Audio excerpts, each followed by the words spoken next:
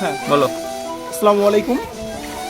এই যে আমরা আমাদের মানব সেবা ফাউন্ডেশনের কাজ করতেছি, ইনশাল্লাহ আগামীকালের মধ্যে আমরা কিছু মানুষের মাঝে আমাদের এই ঈদ সামগ্রী পৌঁছে দিব।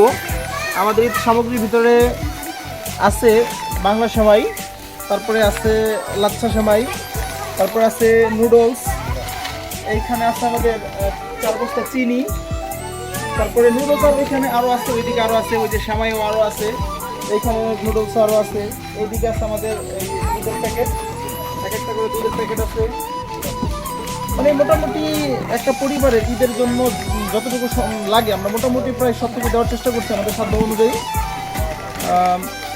মোটামুটি কয়টি পরিবারে দেওয়ার একটা প্ল্যান আছে?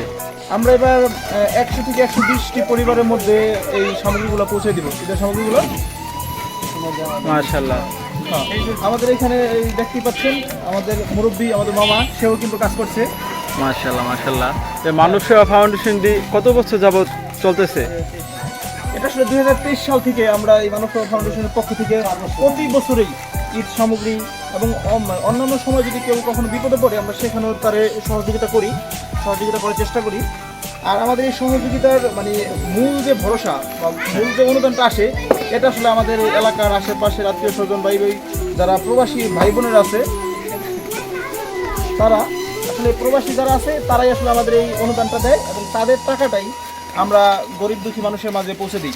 মাশাআল্লাহ মাশাআল্লাহ।